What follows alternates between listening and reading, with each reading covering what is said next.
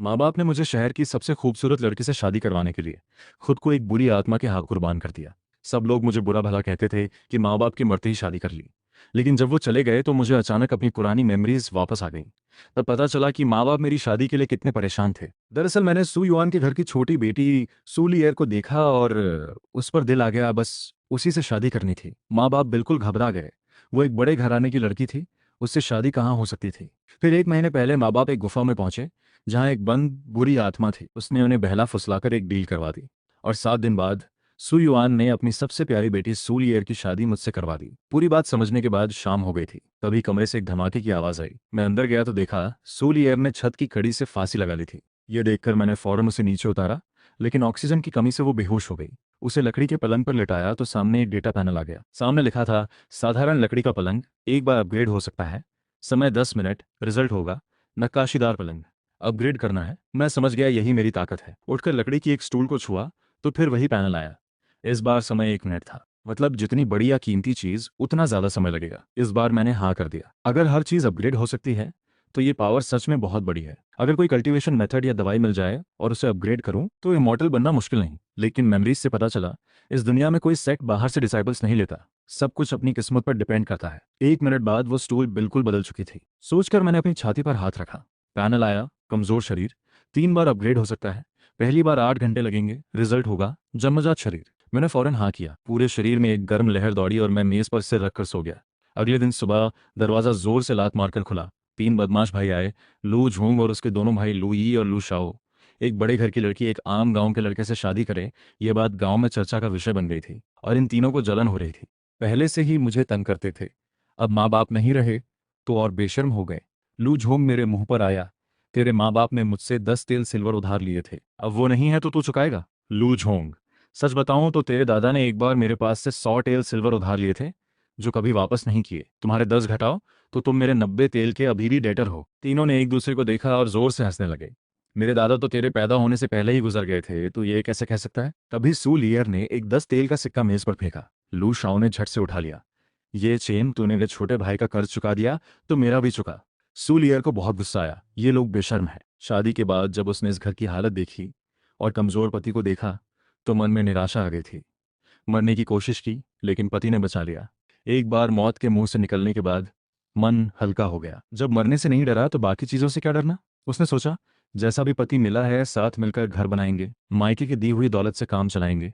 लेकिन सुबह सुबह ये लोग आ गए। मैं समझ गया 10 और दे भी दें तो ये मानेंगे नहीं। ये चेन बस हाँ कर दे, मेरी भाभी को एक रात मेरे साथ भेज दे, तेरा सारा कर्ज माफ। ये सुनते ही मैंने एक थप्पड़ मारा और पलक झपते तीनों को जमीन पर गिरा दिया। अपग्रेड हुआ शरीर अब जन्मजात वॉरियर लेवल का था। इन तीनों की क्या बिसात। वो गिड़गिड़ाने लगे। जान बख्शनी है तो ठीक है, लेकिन तुम्हारे दादा का 100 टेल का कर्ज अभी चुकाना होगा। दादाजी, हम तीनों के पास मिलाकर बस 6 तेल है, बाकी जल्दी घर से लाकर देंगे। पैसे कम है तो कोई और चीज दे दो। ये सुनते ही तीनों ने अपनी जेब खंगाल ली। कुछ छोटी छोटी बॉटल्स और एक काली पड़ी जेड पेंडेंट निकली। मैंने उसे हाथ में लिया। पैनल आया, बेहोशी की दवाई, अपग्रेड होगी नींद की गोली। बंद पड़ी चींगशुआन जेड पेंडेंट, अपग्रेड होगी तई कींगशुआन एसेंस, समय 10 दिन। मैं हैरान रह गया। सोचा भी नहीं था कि कल्टीवेशन का रास्ता दूसरे ही दिन मिल जाएगा। तीनों के जाने के बाद सूलियर पास आई। पति जी, मुझे नहीं पता था आप इतने काबिल हैं। मैंने उसका हाथ थाम लिया। घर आई दुल्हन को छोड़ना कैसा। सूलियर हाथ छुड़ाने की लेकिन छूट नहीं पाया। तभी मेरा पेट जोर से गुड़गुड़ाया और वो शर्माते हुए बोली, पति जी छोड़िए, खाना बनाने जाती हूँ। मैंने हाथ छोड़ दिया। इस दुनिया में बुरी आत्माएं और भूत प्रेत हैं। रात को घर से बाहर निकलना खतरनाक है। एक बार अगर कोई बुरी आत्मा नजर डाल दे तो जान गई। लेकिन इनके कुछ रूल्स हैं। हर महीने पूर्णिमा की रात को छोड़कर ये सिर्फ रात को जंगलों में घूम सकते हैं। पूर्णिमा की रात भी अगर घर में उनके लिए चढ़ावा रखा हो तो वो सिर्फ चढ़ावा लेंगे, इंसान को नहीं। लेकिन चढ़ावा न हो तो घर के सब लोग मारे जाएंगे। तभी मैंने सूली एयर के 10 तेल के सिक्के को अपग्रेड किया। सोने में बदलने में 3 घंटे लगेंगे। किंगशुआन जेड पेंडेंट अभी अपग्रेड हो रही थी। शरीर अभी 2 बार अपग्रेड हो सकता है। रात को बाहर खतरा है, इसलिए रात को ही अपग्रेड करना ठीक रहेगा। तभी रसोई से धुआं उठता दिखा। सूली एयर दरवाजे पर घबराई खड़ी थी। बड़े घर में पली बड़ी थी, कभी खाना नहीं बनाया। पति जी, आग लग गई। गांव वालों ने धुआं देखा और बकेट लेकर दौड़े आए। मिलकर आग बुझाई। सोली एयर छोटी बच्ची की तरह शर्मिंदा खड़ी थी। पति जी माफ करें। उसे लग रहा था घर पहले से तंग था, ऊपर से रसोई जला दी। पिता होते तो जरूर गुस्सा होते, लेकिन मैंने कोई बात नहीं लगाई। उसे हल्के से तसल्ली दी। रसोई जलने से जो खाना था वो भी खत्म हो गया, इसलिए पहाड़ पर जाकर शिकार करना पड़ा। माँ बाप की छोड़ी हुई कुल्हाड़ी और तीर कमान को अपग्रेड करके पहाड़ चढ़ा। शाम को एक जंगली सुअर और हिरन लेकर लौटा। सूलियर बहुत खुश हुई। इस गांव में आकर वो निराश हो गई थी, लेकिन पति इतना काबिल निकला, मन में उम्मीद जागी। रात हुई, दरवाजा बंद किया। सूलियर घबराने लगी। मैंने उसका हाथ थाम लिया और बिस्तर के पास ले गया। बीवी, सोने का वक्त हो गया। पति जी, मुझे नींद नहीं आई, आप पहले सो जाइए। सूलियर का चेहरा लाल हो गया। मर्द औरत एक साथ सोए तो क्या होता है, ये उसे थोड़ा बहुत पता था। मुझे भी नींद नहीं आई, तो बस लेटकर बातें करते हैं। बातें ही करनी है। ये सुनकर वो थोड़ी रिलैक्स हुई। 2.5 घंटे बाद सूलियर धीरे से रोने लगी। बीवी, आगे सब ठीक होगा। बातों बातों में पता चला कि वो यहाँ क्यों आई। सूलियर के पिता सुतोंग को माँ बाप के जाने के बाद हर रात एक सपना आता था, पूरे सुपरिवार को बुरी आत्माएं खा रही हैं। चौथे दिन वो घबरा गए और सपना समझाने वाले को बुलाया। तभी एक घुमंतू ताओइस्ट बिना बुलाए आ गया और बोला, सुपरिवार पर बड़ा संकट आने वाला है, मेरे पास हल है। उस ताओइस्ट ने सूलियर की तरफ इशारा करके कहा, यही लड़की परिवार की मुसीबत की जड़ है। फिर न जाने कैसा जादू किया। सूलियर के एक बाल से वो सपना सबके सामने दिखा दिया। पूरे परिवार ने अपनी आंखों से वो डरावना सपना देखा। इसके बाद कोई कैसे न मानता। फिर ताओइस्ट ने हल बताया, तीनियों गांव में एक लड़का है जिसके माँ बाप हाल ही में गुजरे हैं। सूलियर की शादी उससे करो और गांव में 3 साल रहो, संकट टल जाएगा। पूरी बात सुनकर मैं समझ गया, वो ताओइस्ट जरूर उस बंद बुरी आत्मा से जुड़ा था। तभी रात के अंधेरे में दरवाजे पर दस्तक हुई। मैं और सूलियर दोनों सहम गए। रात को कोई बाहर निकलता तो दरवाजे पर कौन है। दस्तक बंद हुई, फिर बाहर से आवाज आई। बेटे, आवाज से पता था ये जिंदा इंसान नहीं। यह आवाज मुझे पहचानी लगी। 7 दिन पहले जो बुरी आत्मा को कुर्बान हुए मेरे माँ बाप थे। वो यहाँ क्यों आए। दस्तक तेज होती गई। मैंने हिम्मत करके जवाब दिया, दरवाजा मत पीटो, क्या बात है। मेरे बोलने के बाद दस्तक रुक गई। बेटे, क्या तुमने शादी की। ये सुनकर मेरा दिल भारी हो गया। हाँ। वो नाराज हो गए, शायद उन्हें यकीन नहीं आया और फिर से दरवाज़ा पीटने लगे। दूसरी वजह माँ बाप की आखिरी ख्वाहिश थी कि मेरी शादी हो, उन्हें इसी बात का यकीन दिलाना था। सूलियर कांपते हुए बोली, माँ जी, मैं सूलियर हूँ, आपकी बहू। उसके बोलते ही बाहर से कोई आवाज़ नहीं आई। अगली सुबह दरवाज़ा खोला तो बाहर एक पुरानी किताब पड़ी थी। हाथ में लिया, पैनल आया, यिंग की टेक्निक अपग्रेड होगी, एंशंट यिंग की टेक्निक। शायद माँ बाप ही छोड़ गए थे। माँ बाप का प्यार सच में बेमिसाल होता है। सूलियर चिंतित थी। घर में कोई कमाई नहीं और उसके पास बस कुछ दसियों तेल थे। उसने सोचा, गांव की औरतों से कढ़ाई सिलाई सीखकर घर चलाएगी। वो मेरे पास आई। पति जी, हमारे खेत कहाँ हैं। घर में खेत नहीं थे, जमींदार के यहाँ से किराए पर लेते थे। माँ बाप के जाने के बाद वो भी वापस हो गए होंगे। सूलियर कुछ कहना चाह रही थी। मैं समझ गया, उसने 50-60 तेल सोना निकाल कर दे दिया। सूलियर की आंखें फटी रह गईं। पति जी, ये कहाँ से आया। बीवी, ये बिल्कुल सही तरीके से आया है, बेफिक्र रहो। सूलियर ने हाँ कर दिया। इसके बाद हमने मिलकर घर की मरम्मत करवाई। नया घर बनने के बाद सूलियर दिन में पड़ोसन से सिलाई कढ़ाई सीखने जाती। इस दौरान मैं इनकी टेक्निक पर काम करता रहा। उस रात शरीर को अपग्रेड करके इनेट स्पिरिट बॉडी बना लिया। अगली बार अपग्रेड होगा इनेट दाव बॉडी, लेकिन उसमें 1 महीना लगेगा। 3 दिन बाद किंगचुआन जेड पेंडेंट अपग्रेड हो गई। मैंने उंगली काटकर एक बूंद खून उस पर डाली। अगले ही पल उसमें से शब्द उड़कर निकले। ये एक supreme heaven grade cultivation technique थी। इनकी टेक्निक से मुझे पता चला, इस दुनिया में कल्टीवेशन के 4 बड़े लेवल्स हैं, हेवन, अर्थ, मिस्टीरियस, येलो। हर लेवल में भी अपनी ग्रेडिंग होती है। ताई किंगचुआन स्क्रिप्चर पूरी तरह याद हो जाने के बाद वो जेड पेंडेंट बेजान हो गई। फिर उसे बॉडी में एब्जॉर्ब कर लिया। उस रात सूलियर ने बताया, कल पूर्णिमा है, कल छोटे मार्केट से चढ़ावा लाना होगा। मैंने हाँ किया। सूलियर के सोने के बाद कल्टीवेशन शुरू की। रात के 5 बजे आखिरकार ची सेंसेशन आई और लियांची पहली लेयर पर पहुंच गया। सुबह सूलियर को बाय बोलकर मार्केट की तरफ निकला तो रास्ते में वही तीनों बदमाश भाई मिले। साथ में ब्लैक ड्रैगन गैंग का एक आदमी था, नाम था ले शे, जो उनका हायर्ड फाइटर था। मैं जरा भी नहीं घबराया। स्वर्ग में रास्ता था, तुम नहीं गए, नरक में खुद घुसे। 2.5 मिनट में चारों परलोक से धार गए। लेशी की जेब में एक फाइटिंग टेक्निक मिली, गैंग फेंग फिस्ट। अपग्रेड होगी heaven grade Gang Feng fist. 3 घंटे लगेंगे। मैंने तुरंत अपग्रेड शुरू किया। चढ़ावा लेकर वापस आया, घर में रख दिया और अपग्रेड हुई टेक्निक प्रैक्टिस करने लगा। रात शांति से गुजरी। अगले दिन ब्लैक ड्रैगन गैंग के बॉस को पता चला। लेशे गया। उसने 2 आदमी बदला इन्हें भेजे। 3 दिन बाद मैंने एक मुक्के में आंगन का पेड़ तोड़ दिया। सूलियर हैरान रह गई। पति जी, ये सब क्या है। मैंने इस मौके पर सूलियर को कल्टीवेशन के बारे में बता दिया। बीवी, अभी मेरे पास कोई ऐसी टेक्निक नहीं जो औरतें सीख सके। जब लेगी तो तुम भी साथ में प्रैक्टिस करना। सूलियर ने हाँ किया। अब समझ आया कि पति के अजीब काम इसी वजह से थे। वो तो एक कल्टीवेटर निकले। इसके बाद सूलियर पड़ोसन के पास सिलाई सीखने गई और मैं आंगन में टूटा हुआ पेड़ हटाने लगा। 1 घंटे बाद 2 अजनबी आंगन में आए। तुम कौन हो, मरो तो सही से मरो। मैं ब्लैक ड्रैगन गैंग का लिंगू हॉल का नेता हूँ और मैं शुयाबो हॉल का नेता हूँ। बोलते ही दोनों ने मुझ पर हमला कर दिया। मैंने अपनी ची मुट्ठी में भर ली। तब जाकर उन्हें पता चला कि मैं कल्टीवेटर हूँ। भागना चाहा लेकिन बहुत देर हो चुकी थी। ब्लैक ड्रैगन गैंग के दोनों बड़े फाइटर्स वहीं ढेर हो गए। सूलियर को परेशान न करना पड़े, इसलिए बॉडीज ठिकाने लगाकर अगले दिन ब्लैक ड्रैगन गैंग के हेडक्वार्टर्स पहुंचा। बॉस समझ गया। उसने एक कल्टीवेटर से पंगा ले लिया। जो हुआ वो मेरी वजह से हुआ। गैंग के बाकी लोगों का कोई दोष नहीं। उन्हें माफ कर दो। ये कहकर उसने खुद अपनी जान ले ली। 10 दिन बाद एक आदमी आंगन में आया। सूलियर ने आगे बढ़कर पूछा, आप कौन हैं? क्या लू साहब घर पर हैं? मैं कमरे से बाहर आया। वो आदमी खुशामद करते हुए बोला, लू साहब, मेरा नाम लू किनियन है। ब्लैक ड्रैगन गैंग को मैंने अपने हाथ में लिया है और नाम बदलकर ग्रीन ड्रैगन गैंग रख दिया है। लू साहब, ये दुनियादारी की चीजें आप कल्टिवेटर्स की नज़र में कुछ नहीं, फिर भी यह हमारी तरफ से एक छोटी सी भेंट है, कृपया स्वीकार करें। 3 महीने बाद एक नौजवान सू परिवार के दरवाजे पर आया। उसे धुंधली याद थी, 10 साल पहले की। वो भूखा घर से निकला था, कूड़े के ढेर में कुछ खाने को ढूंढ रहा था। जब मरने की नौबत आई तो एक छोटी लड़की ने उसे कुछ गर्म पकौड़ियां दे दी। उन्हीं पकौड़ियों ने उसकी जान बचाई। बस यही नहीं, उन पकौड़ियों की वजह से वो अगले दिन तक जिंदा रहा और अपने सिफू से मिला, कल्टीवेशन का रास्ता मिला और सेक्ट में जगह मिली। जिंदगी बदल गई। 10 साल सेक्ट में प्रैक्टिस करने के बाद उसे पहाड़ से उतरने का मौका मिला। वो एक पल भी रुके बिना अपने पुराने गांव आया उस लड़की को ढूंढने। उस लड़की की मैं जिंदगी भर हिफाजत करूंगा। तभी सू परिवार का दरवाजा खुला। साहब, आप किसे ढूंढ रहे हैं? मेरा नाम वांग युन है, किंगलियन स्वॉर्ड सेक्ट से आया हूँ। सू परिवार के मालिक से मिलना है। नौकर घबरा गया और उसे अंदर ले गया। सू तोंग से मिलकर वांग युन ने झुककर सल्यूट किया। बुजुर्ग, आप मुझे क्यों बुलाया? वांग युन थोड़ा घबराया हुआ था। मैं शुक्रगुजारी करने आया हूँ। फिर उसने 10 साल पहले की पूरी बात बताई। वो शायद मेरी छोटी बेटी सूलियर रही होगी।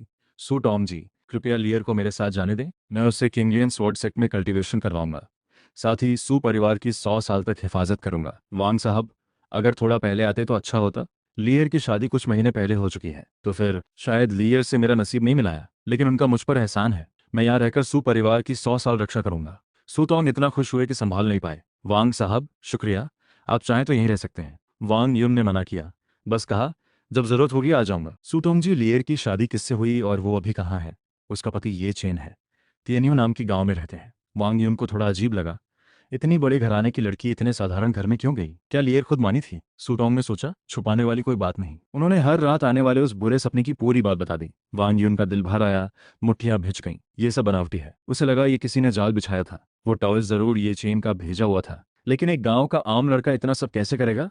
जरूर कुछ और माजरा है। जब पता चला वो फेक टाओइस्ट अभी सू परिवार में है, तो वांग युन की आंखें ठंडी हो गईं। सुतोंग जी, मुझे उससे मिलवाइए। कुछ देर में दोनों उस टाओइस्ट के कमरे में पहुंचे। सुतोंग जी, ये कौन है? ली दाओशी जी, ये वांग युन हैं, किंगलियन स्वॉर्ड सेक्ट के कल्टीवेटर हैं। दाओशी की आंखें चौड़ी हो गईं। मुझे जाना होगा, काम है। वो एक नकली टाओस था। असली कल्टीवेटर सामने आ गया तो वो जानता था। पोल खुली तो खैर नहीं। वांग युन को उसके अंदर जरा भी की नहीं मिली। वांग युन ने उसका रास्ता रोक लिया। सू परिवार को क्यों फंसाया? दाओशी ने थूक निकलकर गिड़गिड़ाना शुरू किया। साहब माफ करो। सुतोंग को भी सब समझ आ गया। बेटी का दुख याद आया, आंखें भर आईं। दाओशी ने बताना शुरू किया, कुछ महीने पहले मैं एक गड्ढे में गिर गया। वहां एक आवाज आई। उसने कहा कि सू परिवार के पास जाओ, एक टाओइस्ट बनकर उनका सपना तोड़ो। हल ये बताओ कि सू परिवार की छोटी बेटी को तियनियू गांव के उस लड़के से ब्याह दो जिसके माँ बाप हाल ही में गुजरे हों, और अगर माने ना तो सू तोंग की बेटी का एक बाल उखाड़कर वो सपना सबको दिखा दो। दाऊशी बात ही कर रहा था कि पीछे से एक काला साया आया। वादा तोड़ा तुमने? अब तुम्हारा जिस्म और रूह दोनों मेरे हैं। वांग यूंग की नजरें तेज हो गईं। यह एक ईवल स्पिरिट है। और दाऊशी अगले ही पल गायब हो गया। सूटोंग वांग यूंग के पांव पड़ गए। वांग साहब, मेरी बेटी को बचाइए। सू लिएर वांग यूंग की जान बचाने वाली थी। वो उसे मुसीबत में नहीं छोड़ सकता था। वो तुरंत सू परिवार से निकला और तियेनु गांव की तरफ चल दिया। वांग यूंग ने सू लिएर से मिलकर कहा, मैं तुम्हारे पिता के कहने पर तुम्हें वापस लेने आया हूँ। पिताजी ने तो कहा था 3 साल पूरे होने से पहले मत आना। अब अचानक क्यों बदल गया? वांग युन ने सू परिवार में हुई सारी बात बता दी। सू जी, ये सब ये चेन ने इविल स्पिरिट की मदद से करवाया। उसी की वजह से सू तोंग को रोज वही सपना आता था। सूलियर का चेहरा पीला पड़ गया। नहीं हो सकता, मेरे पति जी ऐसे नहीं है। अगर यकीन नहीं तो एक बार घर जाकर देख लो। सू तोंग को भी सब पता है। फिर वांग युन पहाड़ की तरफ चला गया। कुछ देर बाद उसने मुझे ढूंढ लिया। ये चेन, तूने इविल स्पिरिट से मिलकर सू परिवार को फंसाया। मैं सच्चे रास्ते का शिष्य हूँ, तुझे मारने आया हूँ। उसकी बात सुनकर मैं समझ गया क्या हुआ। सोचने का मौका भी नहीं मिला। वांग युन ने हमला कर दिया। मैंने एक मुक्का मारा, वांग युन उड़ गया। लियांची मिडिल स्टेज का सेक्ट डिसाइपल इतना कमजोर निकला। मैंने तो आधी ताकत भी नहीं लगाई थी। मेरा इविल स्पिरिट से कोई लेना देना नहीं। सू परिवार वाली बात में मेरा हाथ जरूर है, लेकिन वो मैं खुद जाकर सुलझाऊंगा। वांग युन ने ठंडी हंसी दी। तुम्हारी बात मैं क्यों मानूं? ना मानो तो क्या, अभी अगर मैंने पूरी ताकत लगाई होती तो तुम यहाँ नहीं होते। वांग युन कुछ देर चुप रहा। तो क्या सच में इसका इविल स्पिरिट से कोई नाता नहीं? ठीक है, जाओ, ये मामला मैं खुद सू परिवार के सामने साफ करूंगा। वांग युन ने झुककर सैल्यूट किया। किंगलियां स्वॉर्ड सेक्ट, वांग युन। अगर कोई गलतफहमी हुई हो तो माफ करना। फिर वो चला गया। सुलियर के खुश चेहरे की याद आई। शायद कुछ और ही माजरा है। घर पहुंचा तो रसोई से धुआं उठ रहा था। मन हल्का हो गया। बीवी, मैं आ गया। इस वक्त सूलियर हमेशा खुश होकर बाहर आती थी, लेकिन आज कोई जवाब नहीं। लगता है वांग युन ने काफी कुछ बता दिया। रसोई में पहुंचा तो सूलियर की आंखें भरी थीं। यही बता रहा था कि वो डरी हुई और परेशान थी। मन भारी हो गया। पहले उसे आराम करने दो, फिर सब समझाएंगे। उसी वक्त एक गुफा में मरा हुआ ली दाओशी अचानक जी उठा। इंसान का जिस्म सच में बहुत कमजोर होता है, फिर भी आज़ादी से बेहतर तो है। लिंगजी टाउन के सू परिवार में एक रिफाइनमेंट मिडिल स्टेज कल्टीवेटर की स्पिरिट होगी। कल वहीं से शुरुआत करते हैं। रात को मैंने सूलियर को पूरी बात शुरू से बता दी। सूलियर को यकीन नहीं हो रहा था। मान लो ये सब तुमने नहीं किया, फिर भी इस तरह उसे यहाँ लाया गया, या उसका दिल कैसे मान लेता। इन दिनों में उसे मुझ पर बहुत भरोसा हो गया था। इस अचानक आई सच्चाई ने उसे तोड़ दिया। मैंने उसका हाथ थाम लिया। लियर, जो हुआ वो हुआ, लेकिन बात इससे अलग भी है। क्या तुम मुझ पर भरोसा करोगी? सूलियर ने धीरे से हाँ में सिर हिलाया। पति जी, कल मेरे साथ घर चलोगे? मैंने हाँ किया। अगर सूलियर का भरोसा है तो सू परिवार की नाराजगी भी सह लूंगा। सूलियर की सांसें थोड़ी सामान्य हुई। मैंने उसे अपने पास खींच लिया। थोड़ी देर बाद वो मेरी बाहों में सो गई। उसे बिस्तर पर लिटाकर मैं मेडिटेशन में बैठ गया।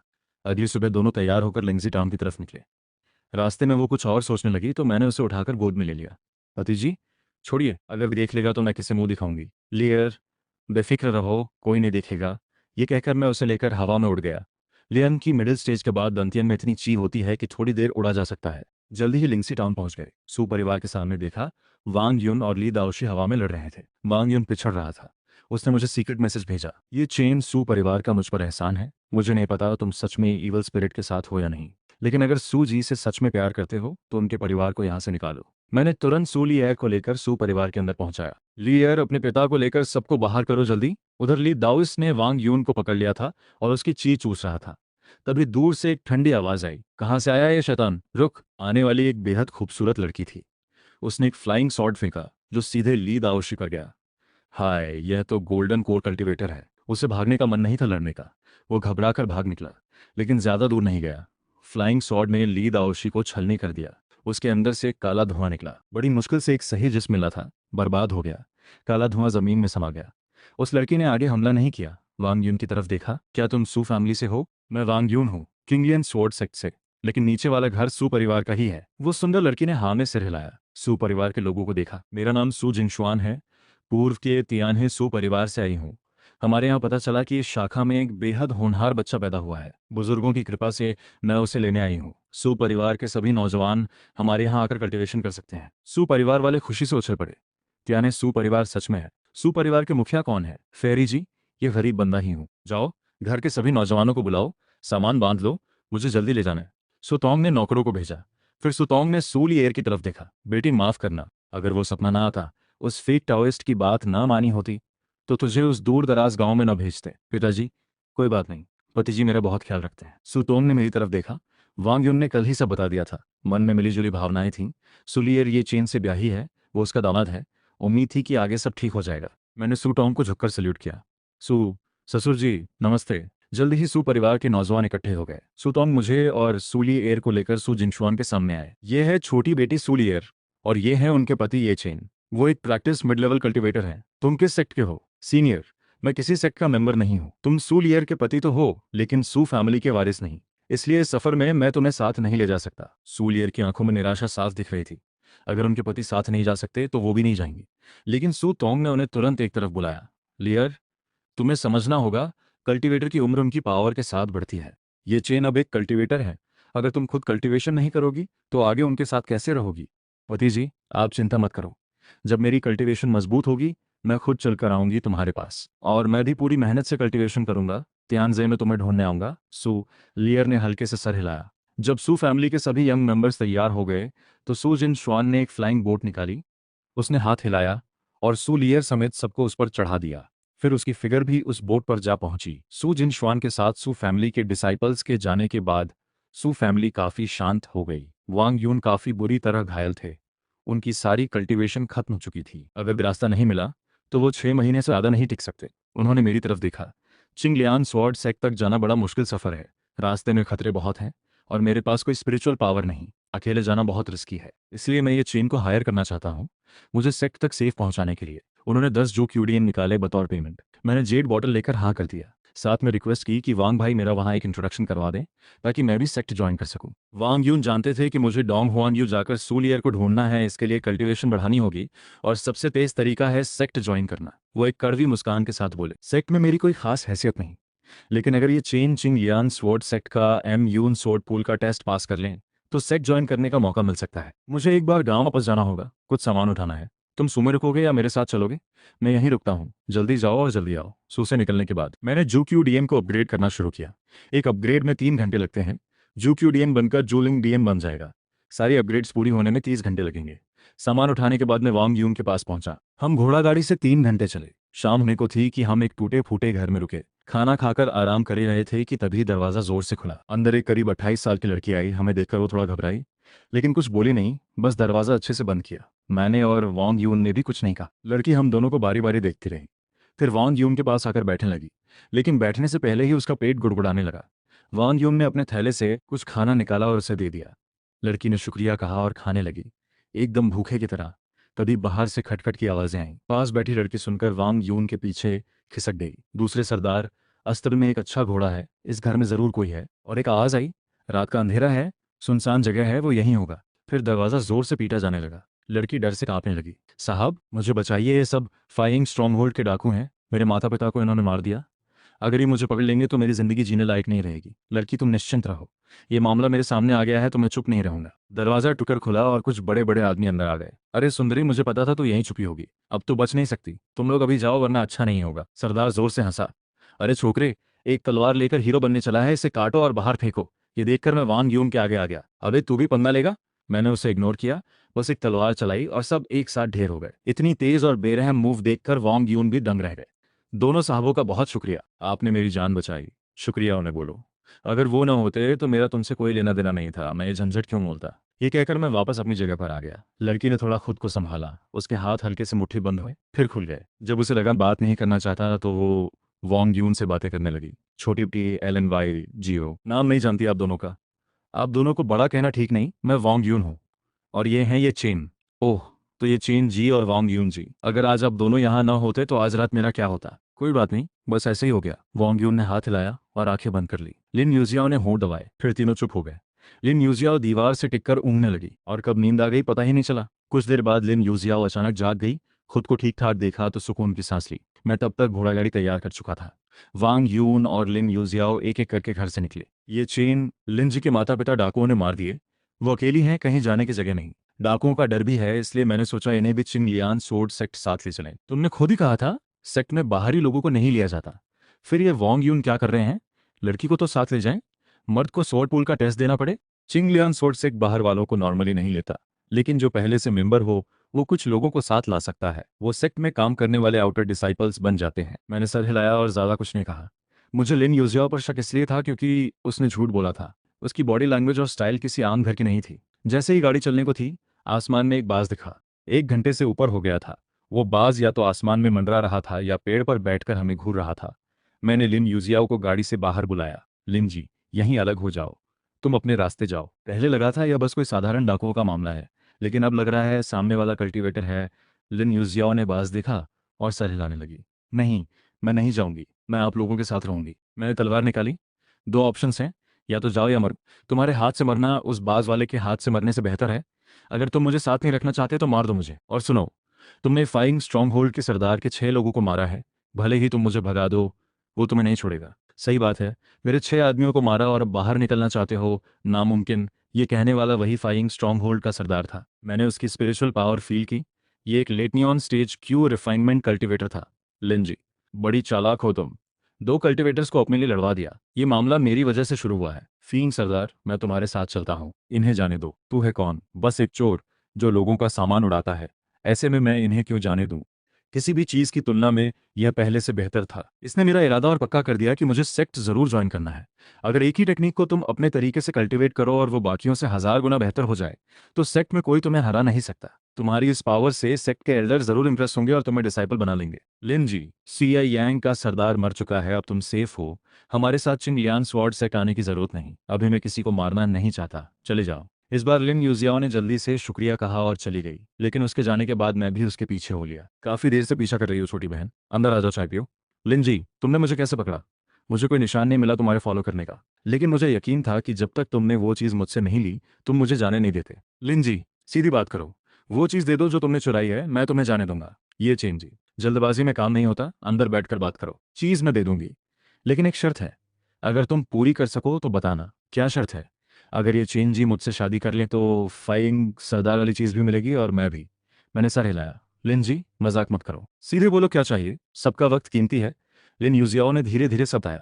जैसा मुझे लगा था वैसा ही निकला। लिन यूजियाओ दरअसल द यू किंगडम के ग्रेट जनरल लिन कोइंग की बेटी थी। एक रात लिन यूजियाओ घर से बाहर थी, इसी वजह से बच गई, वरना उस रात जनरल की पूरी फैमिली को किसी इवल स्पिरिट ने खा लिया। मैंने सोचते हुए उसकी तरफ देखा। लिन जी, तुम्हें पता होगा कौन था? हाँ, और आज के राजा को भी पता है, लेकिन उसके पीछे एक कल्टीवेटर का हाथ है, इसलिए कोई कुछ नहीं कर सकता। मैंने उसके साथ सिंपैथी दिखाई। मेरी कल्टीवेशन अभी कमजोर है, ये मामला मेरे बस का नहीं।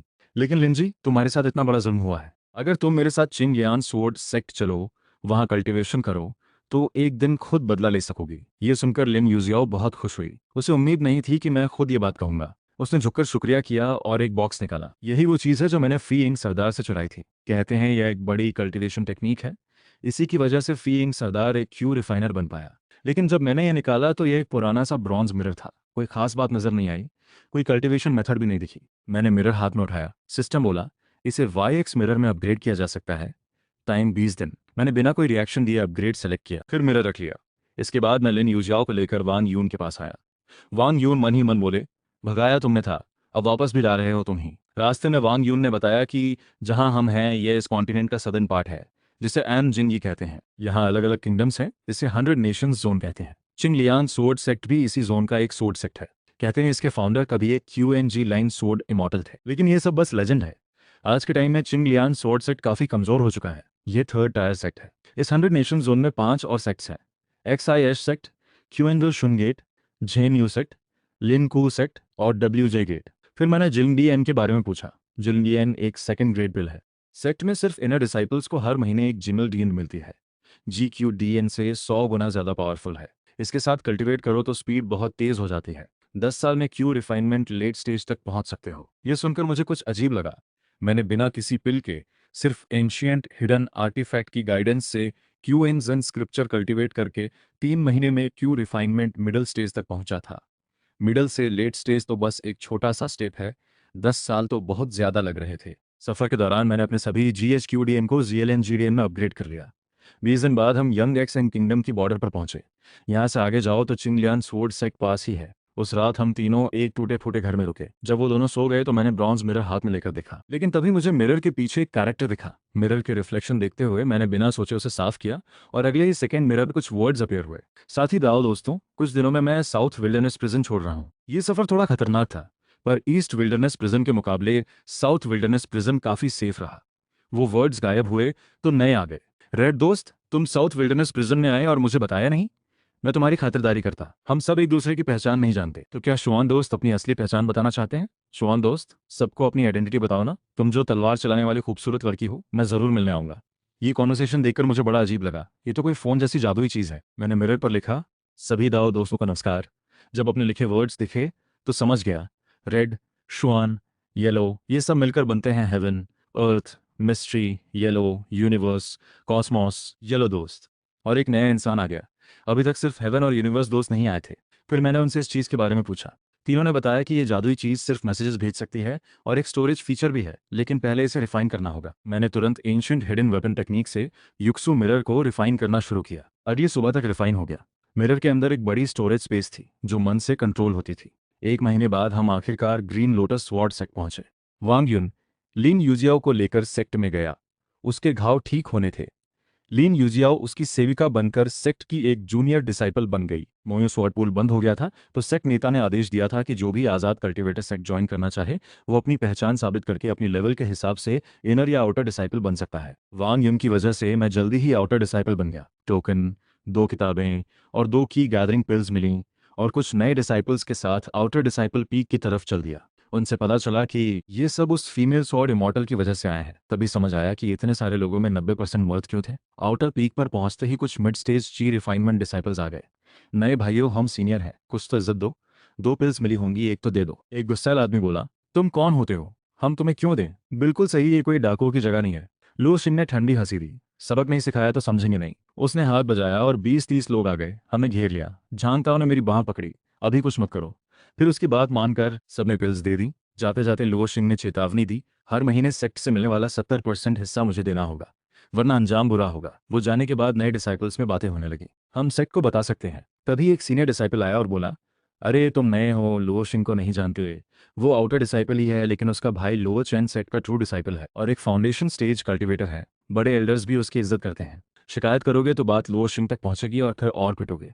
सबका दिल बैठ गया। तो फिर क्या करें? तभी एक और हेल्पफुल डिसाइपल बोला, येटियान पीक जाओ, किन सीनियर सिस्टर से मिलो। वो मान गई तो बात हो जाएगी। पहला सीनियर भी बोला, हाँ ये सही है। लो चैन उन्हें पसंद करता है, तो अगर वो बोल दें तो काम बन जाएगा। सबने तुरंत चलने का प्लान बना लिया और मैं भी साथ चल पड़ा। रास्ते में उन हेल्पफुल डिसाइपल्स ने किन सीनियर सिस्टर के बारे में बताया। उनका नाम किन बिंगशुए है। सेक्ट नेता ली किंगशु की पहली डिसाइपल और ट्रू डिसाइपल भी हैं। उनकी तलवार की कला और खूबसूरती दोनों बेमिसाल हैं। बहुत लोग उन पर दिल हार चुके हैं, पर सिर्फ लो चेन ही खुलकर प्रपोज करता है। थोड़ी देर में सब बिंगशुए पीक के नीचे पहुंचे, लेकिन पता चला कि सीनियर सिस्टर सेक्ट में नहीं है। लोग घबरा गए। वो कब आएंगी? गेट के गार्ड ने हाथ हिलाया। पता नहीं, आती जाती रहती है। सब खाली हाथ लौट आए। वापस आउटर डिसाइपल पीक पर आकर मैंने अपना आइडेंटिटी टोकन निकाला और अपने कमरे में पहुंचा। फिर दोनों किताबें निकाली। मिंग स्वॉर्ड रिकॉर्ड को शुआन स्वॉर्ड रिकॉर्ड में अपग्रेड किया जा सकता था। 3 घंटे लगते। स्वॉर्ड कंट्रोल टेक्निक को wind riding sword control technique में अपग्रेड किया जा सकता था, वो भी 3 घंटे। दोनों को अपग्रेड के लिए युक्सु मिरर में डाल दिया। रात होते ही पूरे ग्रीन लोटस स्वॉर्ड सेक्ट पर एक अजीब ताकत छा गई। इसी ताकत की वजह से कोई भी बुरी आत्मा सेक्ट में नहीं घुस सकती थी। इसलिए रात को भी डिसाइपल्स बेफिक्र होकर बाहर निकल सकते थे। 6 घंटे बाद मैंने wind riding sword control technique निकाली और उसे प्रैक्टिस करने लगा। ग्रीन लोटस स्वॉर्ड सेक्ट में 8वें दिन रिसोर्सेज बांटने का दिन आया। लियो शिन के 70% देने की बात मेरे दिमाग में भी नहीं थी। 3 स्पिरिट स्टोन्स मिले और अपग्रेड पैनल खुला। लो ग्रेड स्पिरिट स्टोन को टॉप ग्रेड स्पिरिट स्टोन में अपग्रेड किया जा सकता था। 3 घंटे लगते। अपग्रेड के दौरान मैं पहाड़ के पीछे एक सुनसान जगह गया और wind riding sword control technique practice करने लगा। जब पहला स्टोन अपग्रेड हुआ तब वापस कमरे में आया, एक जायंट स्पिरिट पिल लिया और टॉप ग्रेड स्पिरिट स्टोन हाथ में रखा। अगले दिन तक मैं ची रिफाइनमेंट के लेट स्टेज में पहुंच गया। अभी अभी ब्रेक थ्रू हुआ था, तो लेवल को स्टेबल करना जरूरी था। इसलिए ग्रीन लोटस स्वॉर्ड सेक्ट की लाइब्रेरी में गया, किस्मत आजमाने। आइडेंटिटी टोकन देखकर वहाँ के डिसाइपल्स ने मेरी स्पिरिचुअल एनर्जी फील की और खुद बोले, सीनियर भाई आप अब लेट स्टेज श्योर रिफाइनमेंट में हैं। पहले इनर डिसाइपल बन जाइए, फिर लाइब्रेरी आइए। आउटर डिसाइपल्स यहाँ सिर्फ दूसरी मंजिल तक जा सकते हैं, इनर डिसाइपल्स 5वीं मंजिल तक। मैंने हल्की सी मुस्कान दी, कोई बात नहीं, पहले देखता हूँ। उसी वक्त लुओ शिंग ने झांग ताओ और बाकियों को बुला लिया था। पिछले महीने सेक्ट ने तुम्हें 3 लो ग्रेड स्पिरिट स्टोन्स और एक ची गैदरिंग पिल दी। तुम लोग सिर्फ एक स्टोन रख सकते हो, बाकी सब मुझे दो। एक डिसाइपल कांपते हुए बोला, लो भाई, मेरे पास सिर्फ एक स्टोन बचा है, इस बार माफ कर दो, आगे से नहीं होगा। लुओ शिंग ने ठंडी हंसी दी, इसे सबक सिखाओ, मारना मत बस।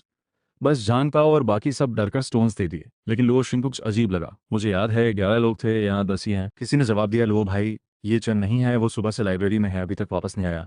उसे बुलाने भेज दिया है, बस आता ही होगा। उसी वक्त लाइब्रेरी की दूसरी मंजिल पर मुझे लिन यूजियाओ मिली। ये भाई बधाई हो, आप ग्रीन लोटस स्वॉर्ड सेक्ट के डिसाइपल बन गए। लिन बहन, ये कल्टिवेशन मैनुअल है, इसे खुद प्रैक्टिस करो, लेकिन सेक्ट में किसी को मत देना। लिन यूजियाओ ने खुशी से किताब ली और झुककर शुक्रिया कहा। तभी कदमों की आवाज आई। 3 मिड स्टेज की रिफाइनमेंट डिसाइपल्स ऊपर आए और सीधे मेरी तरफ बढ़े। पास आकर उन्होंने मेरी लेट स्टेज की रिफाइनमेंट देखी तो उनका रवैया थोड़ा नरम पड़ गया।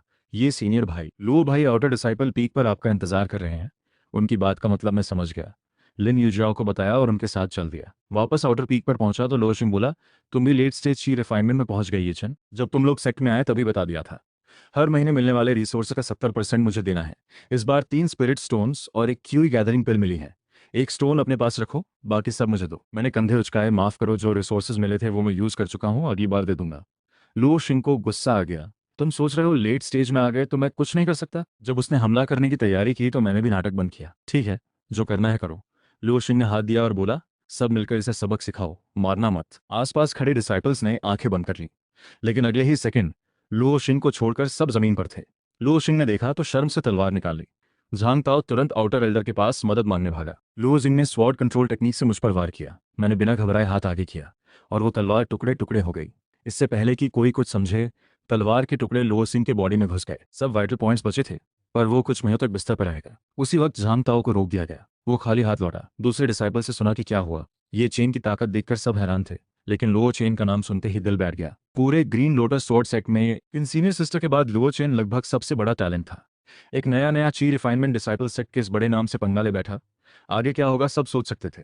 झांग ताओ मन से खुश था, लेकिन लुओ चेन की वजह से ये चेन के लिए चिंतित था। लुओ शिन को 2 डिसाइपल्स उठाकर लुओ चेन की चेन शी पीक ले गए। उन्होंने पूरी बात बता दी। लुओ चेन ने उन्हें भेज दिया और लुओ शिन का इलाज शुरू किया। उसके दिमाग में प्लान बन चुका था। ये चेन को खत्म करना उसके लिए आसान था। अपने कनेक्शन से किसी और के हाथ से काम करवाना और भी आसान था। इनर डिसाइपल बनने के बाद मुझे ढेर सारे रिसोर्सेज मिले। 10 लो ग्रेड स्पिरिट स्टोन्स, एक जाइंट स्पिरिट पिल और एक सोर्ड टेक्निक। कमरे में आकर सब अपग्रेड पैनल में डाल दिया। फैंटम सोर्ड 3 पीसेस को फैंटम सोर्ड 6 पीसेस में अपग्रेड किया जा सकता था। एक दिन लगता, लेकिन 2 बार अपग्रेड होने पर कंप्लीट फैंटम सोर्ड टेक्निक बन जाती। फैंटम 3 सोर्ड अपग्रेड पर लगाई, साथ में 5 लो ग्रेड स्पिरिट स्टोन्स भी अपग्रेड में डाले, बाकी 5 बैकअप के लिए रखे। तभी बाहर से आवाज आई। निकलकर देखा तो एक नौजवान था। ये जूनियर भाई, मेरा नाम दू जुनफेई है। डू सीनियर भाई बुला सकते हो। स्पिरिट स्टोन्स पहुंचाने का एक मिशन है जिसमें हम दोनों को साथ जाना है। डू सीनियर भाई, शायद आपसे गलती हो रही है, मैं अभी इनर में नया हूं, कोई मिशन नहीं लिया। डू जुनफेई के चेहरे पर एक अजीब मुस्कान आई। ये चिही एल्डर का डायरेक्ट मिशन है, वो लुओ चेन के आदेश पर था, रास्ते में मुझे खत्म करने के लिए। ये जूनियर भाई, मिशन 3 दिन बाद है, तब आकर बता दूंगा। डू जुनफेई के जाने के बाद मुझे समझ आ गया कि ये लुओ चेन का भेजा हुआ बंदा है। अभी उसे लगता था मैं कुछ नहीं जानता, तो मैं भी अनजान बना रहा। 3 दिन बाद डू जुनफे के साथ ग्रीन लोटस स्वॉर्ड सेक्ट की स्पिरिट स्टोन माइन पर जाऊंगा। वहां अगर डू जुनफे ने हाथ उठाया तो वो खुद खत्म हो जाएगा। डू जुनफे को मारने के बाद इसी बहाने बाहर निकलूंगा और तब तक बाहर रहूंगा जब तक लो चेन से लड़ने लायक ताकत ना आ जाए। उसके बाद ग्रीन लोटस स्वॉर्ड सेक्ट वापस आऊंगा, लेकिन उससे पहले मुझे convert this Chinese web novel transcript into natural conversational Hindi suitable for AI voice over, keeping all time stamps intact. मुझे एक सही हथियार ढूंढना जरूरी था, इसलिए मैं सेक्ट के डिसाइपल्स वाले ट्रेडिंग स्क्वायर गया। 5 स्पिरिट स्टोन्स खर्च करके मैंने एक low level king light sword खरीदी, जिसे किंग ग्लो स्वॉर्ड में अपग्रेड किया जा सकता था और टाइम लगता था 3 घंटे। मैंने झट से अपग्रेड करने का फैसला किया और जल्दी से अपने केव में वापस लौट आया। जब तक फैंटम स्पिरिट स्वॉर्ड की अपग्रेडिंग पूरी नहीं होती, मैं अपनी कल्टीवेशन में लगा रहा और wind riding sword technique practice करता रहा। इसी बीच चेन शीफेंग और दू जुनफेई लुओ चेन के सामने खड़े होकर बड़े आदर से अपना प्लान बता रहे थे। लुओ ब्रदर, मैंने सब अरेंज कर दिया है। 2 दिन बाद ये चेन सेट छोड़कर मेरे साथ मिशन पर जाएगा। रास्ते में लौटते वक्त मैं इसे मार दूंगा और सारा इल्जाम ब्लड डेमन सेक्ट पर डाल दूंगा। मुझे बस इतना चाहिए कि ये चेन मर जाए, उसे कैसे मारना है ये तेरा काम है। ये एक कास्टिंग फाउंडेशन पिल है। मैं तो सोच रहा था कि तू नाइट चेन को मार दे, फिर तुझे दूंगा, पर अभी दे देता हूँ। उम्मीद है ये पिल दू ब्रदर को फाउंडेशन बनाने में मदद करेगी। दू जुनफेई खुशी से उछल पड़ा। थैंक्स लू ब्रदर। 2 दिन की सुबह को मुझे जेड वॉइड मिरर से एक मैसेज मिला। क्या किसी ने मूनलाइट सेक्रेट बॉडी के बारे में सुना है? हाँ सुना है। ये तो इननेट डाओ बॉडी जितना ही पावरफुल होता है, बस ये सिर्फ औरतों में मिलता है। रेड फ्रेंड, अगर आपने ये पूछा है तो ज़रूर आपके आसपास किसी में ये बॉडी टाइप मिला होगा। बहुत बढ़िया बात है, कंग्रेचुलेशंस। हाँ सही बात है, ये लड़की मेरी ही फैमिली की है। मैं इसे साउथ रीजन से वापस लाया हूँ। बस अफसोस की बात यह है कि इसकी इननेट बॉडी पहले से ही टूटी हुई है, वरना ये बहुत रेयर कल्टीवेशन टैलेंट होती। इननेट बॉडी ये किस कमीने ने तोड़ी, सच में बहुत वेस्ट हो गया। मूनलाइट सेक्रेट बॉडी की पावर इननेट डाउ बॉडी जैसी तभी होती है जब बॉडी ब्रेक ना हुई हो। अगर एक बार ब्रेक हो जाए तो बॉडी टाइप रहता तो है, पर बहुत कमज़ोर पड़ जाता है। अफसोस की बात है। दोस्तों, मैं बस ये पूछना चाहता था कि क्या इसको ठीक करने का कोई तरीका है? शायद नहीं होगा। फिक्स भी कर लें तो शायद कोई फ़ायदा नहीं। मैंने ये सारी बातें पढ़ी और तुरंत मेरे दिमाग में सब कुछ क्लियर हो गया। इन्हें डाउ बॉडी इतनी पावरफुल होती है, मुझे एक सेफ जगह ढूंढकर खुद को आखिरी बार अपग्रेड करना ज़रूरी है। अगर इन्हें डाउ बॉडी मिल जाए तो कल्टीवेशन और तेज़ हो जाएगी। मुझे जल्दी से ईस्ट वाइल्डरनेस जाकर सूलियर को ढूंढना है और गोल्डन कोर रियलम पाने के बाद ही साउथ रीजन क्रॉस कर सकता हूँ। इन्हें डाउ बॉडी होने से गोल्डन कोर रियलम तक पहुंचने में ज़्यादा वक्त नहीं लगेगा। मैंने एक रूमर सुना था, अगर मूनलाइट सीक्रेट बॉडी ब्रेक हो जाए तो वो किसी इनेट डाओ बॉडी वाले पार्टनर के साथ डाओ कंपेनियन बन सकती है। ड्यूल कल्टीवेशन से एक दूसरे की कमी पूरी कर सकते हैं। इस प्रोसेस में उसकी मूनलाइट सीक्रेट बॉडी फिर से रिकवर हो सकती है। थैंक्स फ्रेंड, ये खबर देने के लिए, पर इसे सीरियसली मत लेना, ये बस एक रूमर है, मुझे भी पता है। और वैसे भी इनेट डाओ बॉडी वाला पार्टनर ढूंढना कितना मुश्किल है। और मेरी फैमिली की वो लड़की, उसकी तो पहले से ही मॉडल वर्ल्ड में शादी हो गई है, हस्बैंड भी है। उसे देखकर लगता नहीं कि वो किसी और को चुनेगी। ये पढ़ते ही मुझे अचानक सू लियर की याद आई। क्या इस दुनिया में सच में इतना बड़ा कोइंसिडेंस हो सकता है? क्या ये रेड फ्रेंड सू जिनशुआन हो सकता है? मुझे जल्दी से कल्टीवेशन में आगे बढ़ना है, फिर ईस्ट वाइल्डरनेस जाकर लियर को ढूंढना है। मैंने किंग ग्लो स्वॉर्ड को जेड वॉइड मिरर में रख दिया। तब तक डू जुनफे केव के गेट पर पहुंच गया था। ये ब्रदर, चलो निकलते हैं। हमें जिस स्पिरिट स्टोन माइन जाना था वो ग्रेट रोग डायनेस्टी में था। स्वॉर्ड फ्लाइंग से जाने में भी 7 दिन लगते। मैंने सिर हिलाया और वैसे ही किंग ग्लो स्वॉर्ड निकाली। दू जुनफे की तरह उस पर पैर रखकर खड़ा हो गया। अचानक हवा में आई स्वॉर्ड को देखकर दू जुनफे के मन में खुशी छा गई। इससे चेन के पास तो स्टोरेज मैजिक टूल भी है, ये तो उसके लिए एक सरप्राइज बोनस था। थोड़ी देर में हम अजोर लोटस स्वॉर्ड सेक्ट की चल रही माइनिंग साइट पर पहुंच गए। यहाँ इंचार्ज एक 5th लेवल फाउंडेशन एल्डर सुन थे। आइडेंटिटी कंफर्म करने के बाद एल्डर सुन ने 4 स्टोरेज रिंग्स निकालकर हमें दी थी कि एक डिसाइपल भागते हुए आया। ब्लड डेमन सेक्ट के लोग अटैक कर रहे हैं। एल्डर सुन का चेहरा सख्त हो गया। उसने ये मसला साइड में रख दिया और एक स्टेप में गायब हो गए। डू जुनफेई ने कुछ नहीं कहा, बस उनके पीछे चला गया। अब मेरे खिलाफ प्लान की तो बात ही छोड़ो, अगर ब्लड डेमन सेक्ट का कोई मास्टर आ गया और एल्डर सुन उसका मुकाबला न कर पाए तो शायद वो भी ब्लड डेमन सेक्ट के हाथों मर जाए। मैंने स्टोरेज रिंग रख ली और बाहर निकल आया। बाहर हालात एजोर लोटस सेक्ट के लिए बहुत खराब थे। ठीक उस वक्त जब एल्डरसन कुछ नहीं कर पा रहे थे, एक पतली काली परत तेजी से बाहर निकली। माइन में मौजूद सारे एजोर लोटस सेक्ट डिसाइपल्स उस लड़की को देखकर खुशी से चिल्ला उठे, हाँ क्विन सीनियर सिस्टर, हम बच गए। मैंने देखा क्विन बिंगशुए के अटैक से ब्लड डेमन सेक्ट का वो एल्डर बेबस होकर पिटता रहा। मुझे थोड़ी राहत मिली। इस बार ब्लड डेमन सेक्ट के स्पिरिट माइन अटैक का खतरा टल गया लग रहा था। क्विन बिंगशुए को देखकर ब्लड डेमन सेक्ट के सारे कल्टीवेटर्स का चेहरा उतर गया। उनका लीडर एल्डर जोर से चिल्लाया, यहाँ तो एक फाउंडेशन कल्टीवेटर भी है। इन्फॉर्मेशन गलत थी, जल्दी पीछे हटो। अब आ गए हो तो यहीं हमेशा के लिए रहना पड़ेगा। क्विन बिंगशुई की बात खत्म होते ही उसने फैंटम स्पिरिट स्वॉर्ड टेक्निक का थर्ड स्वॉर्ड चलाया। ब्लड डेमन सेक्ट का एल्डर वहीं कट गया। क्विन बिंगशुई ने ठंडे लहजे में कहा, एक भी नहीं बचेगा। फिर वह सबसे आगे होकर ब्लड डेमन सेक्ट डिसाइपल्स पर अटैक करने चली गई। जल्दी ही ब्लड डेमन सेक्ट के कई दर्जन डिसाइपल्स उस फाउंडेशन कल्टीवेटर के साथ सब खत्म हो गए। मामला सुलझने के बाद क्विन बिंगशुई अकेली वहां से चली गई। पता नहीं वो माइन में रही या किसी और जगह गई। दू जुनफेई मुझे लेकर फिर से एल्डरसन के पास गया माइन छोड़ने की इजाजत लेने के लिए। पर निकलते वक्त एल्डरसन ने हमसे कहा कि 2 डिसाइपल्स जो बस फाउंडेशन में सफल हुए थे उन्हें साथ ले जाएं। दू जुनफेई को मजबूरी में मानना पड़ा। साथ में एक लड़का और एक लड़की लिया, क्योंकि दोनों ने अभी अभी फाउंडेशन किया था। इस वजह से वो फ्लाई नहीं कर सकते थे, तो दू जुनफेई और मुझे एक एक को ले जाना पड़ा। लियू पिंग पहले दू जुनफेई की फ्लाइंग शिप पर चढ़ गया। झाओ लिन थोड़ी देर हो गई तो उदास होकर मेरे पीछे आ गई। वो तो चाहती थी कि दू जुनफेई के करीब रहे। अगर वो उसे पसंद कर ले तो सेक्ट में जाने के बाद उसका स्टेटस भी इस वजह से ऊंचा हो जाएगा। दू जुनफेई की आंखों में एक चालाक चमक आई। चलो, फिर वो आगे की तरफ हवा में उड़ गया। ऐसे ही हम लोग दिन में चलते रहे और रात में रुकने की जगह ढूंढ लेते थे। ये ब्रदर, बस इस पल इस्तेमाल कर हथियार छोड़ दे और सरेंडर कर दे। मैं तुझे एक मौका दे सकता हूँ। मैं मुस्कुराया। दू जुनफेई, तुझे पता है कि मुझे मालूम था कि तू मुझ पर अटैक करेगा, फिर भी मैं तेरे साथ मिशन पर निकला। तुझे शक नहीं हुआ? ये चेन तू अभी अभी लेट स्टेज में पहुंचा है और इतना घमंड दिखा रहा है। अच्छा, अब मैं तुझे दिखाता हूँ तेरे और मेरे बीच का फर्क। ये बोलते ही उसने स्वॉर्ड लेकर मुझ पर अटैक किया। मेरे एक स्वॉर्ड स्ट्राइक से दू जुनफेई दूर जाकर गिर गया। तू इतना स्ट्रांग कैसे है? हम दोनों के बीच कोई दुश्मनी नहीं है। अगर मैं तेरा मैच नहीं हूं तो यहीं रुक जाते हैं। मैंने सिर हिलाया। तू सच में बेवकूफ है। एक स्वॉर्ड लाइट चमकते ही दू जुनफेई का डांटियन टूट गया। फिर मैंने उसका सारा सामान निकाल लिया। सेक्ट मिशन की 4 स्टोरेज रिंग्स झाओ लिन को दे दी ताकि वो वापस जाकर रिपोर्ट कर सके। फिर मैं किसी और डायरेक्शन में उड़कर निकल गया। हवा में मैंने दू जुनफेई का पर्सनल सामान निकाला। बस 5 स्पिरिट स्टोन्स थे और एक फाउंडेशन कास्टिंग पिल, जिसे हेवनली फाउंडेशन कास्टिंग पिल में अपग्रेड किया जा सकता था। फिर मैं 3 दिन तक चलते चलते एक डायनेस्टी की मॉडल सिटी में पहुंचा। वहां एक छोटा सा घर खरीदकर मॉडल्स के बीच छिप गया और कल्टीवेशन करने लगा। 10 दिन बाद झाओ लिन सेक्ट लौट गई। वो सफलता से आउटर डिसाइपल बन गई। जब उसने 4 स्टोरेज रिंग्स सेक्ट एल्डर को सौंपी तो एल्डर हैरान हो गए और डिटेल में पूछताछ करने लगे। झाओ लिन ने कुछ नहीं छिपाया, जो भी जानती थी सब सच सच बता दिया। फिर झाओ लिन को एल्डर से पता चला कि उनके लिंगशी माउंटेन छोड़ने के थोड़ी देर बाद ही लिंगशी माउंटेन के स्पिरिट स्टोन माइन में फिर से बड़ी मुसीबत आई। ब्लड डेमन सेक्ट ने 5 फाउंडेशन कल्टीवेटर्स भेजे और एजोर लोटस स्वॉर्ड सेक्ट के सारे डिसाइपल्स मार डाले। एल्डर सुन भी इस मुसीबत से नहीं बच पाए। ये सुनते ही झाओ लिन के मन में डर बैठ गया। तो क्विन सीनियर सिस्टर का क्या हुआ? एल्डर ने सिर हिलाते हुए हाथ से इशारा किया कि झाओ लिन जा सकती है क्विन बिंगशुए को लेकर, क्योंकि वो सेक्ट की टैलेंटेड डिसाइपल थी। सेक्ट उसकी बहुत परवाह करता था। बहुत पूछताछ के बाद पता चला कि ब्लड डेमन सेक्ट उसे पकड़ या मार नहीं पाया, क्योंकि फाइट में बहुत बुरी तरह से चोट खाने के बाद वो एक टेलीपोर्ट टोकन की मदद से किसी तरह बच निकली। पर उसके बाद से उसका कोई पता नहीं चला।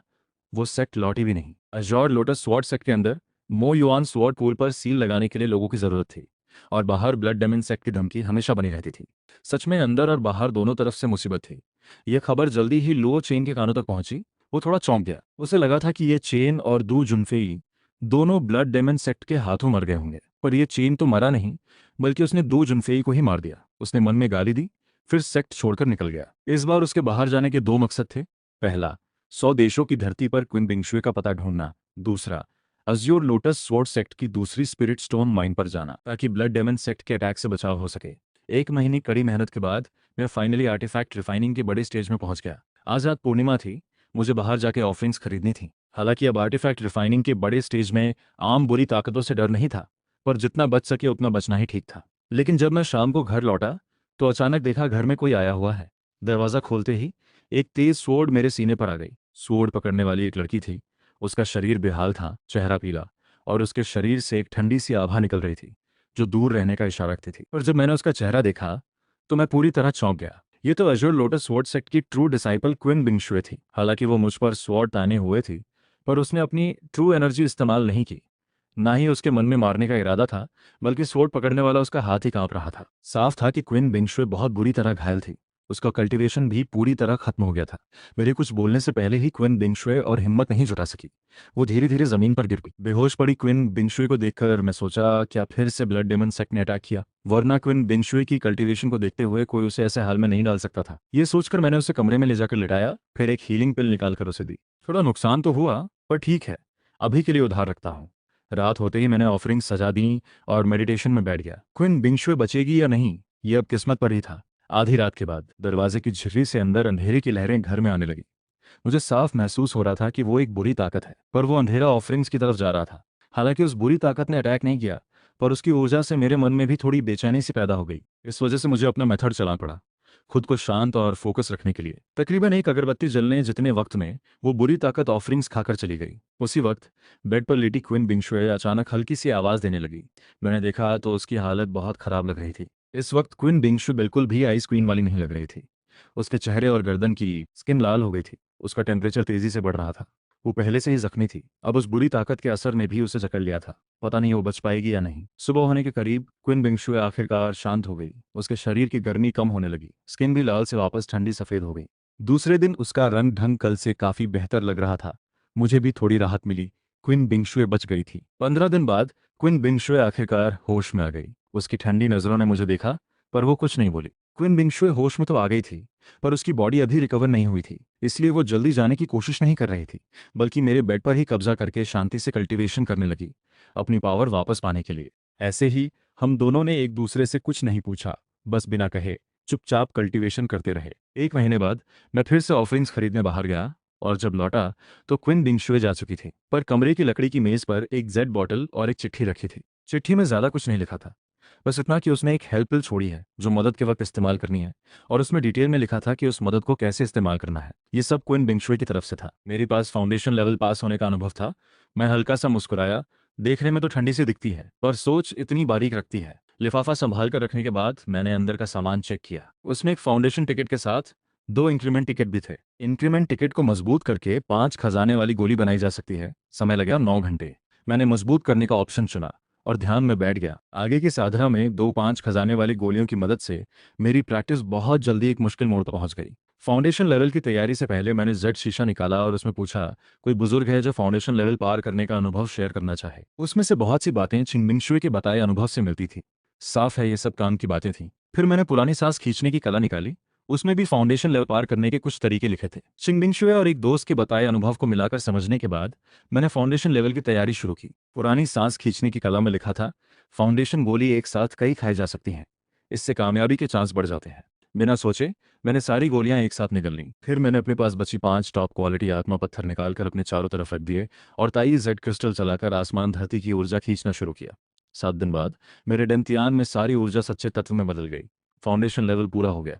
अब मेरे पास साधना का कोई संसाधन नहीं बचा था, तो मैंने फैनलिंग छठी तलवार की साधना शुरू कर दी। फैनलिंग छठी तलवार सीखते समय तलवार के अनुभव बढ़ने से हवा पर सवार तलवार कला भी 5वें स्तर तक पहुंच गई। अब मुझे लगता है लोचन मेरे सामने कुछ भी नहीं। सबसे जरूरी बात, अब मेरे पास साधना का कोई संसाधन नहीं बचा। अब संप्रदाय लौटने का समय आ गया है। छिंगमियन तलवार संप्रदाय में लिन्यूजियाओ ने मेरे दिए हुए शुआनजियन रास्ते की कला से साधना में सफलता पाई, और अब वो एक शुरुआती क्वीज साधक बन गई है। फिर लिन्यूजियाओ संप्रदाय के प्रमोशन सेंटर पहुंची बाहरी शिष्य बनने के लिए, पर उसकी सुंदरता ने उसे थोड़ी मुसीबत में डाल दिया। सेंटर के लियू अधिकारी ने जब लिन्यूजियाओ को देखा तो वो हैरान रह गया। उसके मन में गलत सोच आ गई। अगर लिन्यूजियाओ पहले से संप्रदाय की रेगुलर शिष्य होती तो वो ऐसी हरकत करने की हिम्मत नहीं करता, पर वो तो सिर्फ एक साधारण काम करने वाली शिष्य थी, और वो एक मामूली बाहरी शिष्य के साथ ही पहाड़ में आई थी।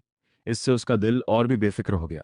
इसलिए लियो अधिकारी ने लिन्यूजियाओ की बाहरी शिष्य बनने की एप्लीकेशन रिजेक्ट कर दी। लिन्यूजियाओ ये सुनकर हैरान रह गई। सीनियर भाई, संप्रदाय का नियम तो है, कोई भी काम करने वाला शिष्य सफलता पाए तो बाहरी शिष्य बन सकता है।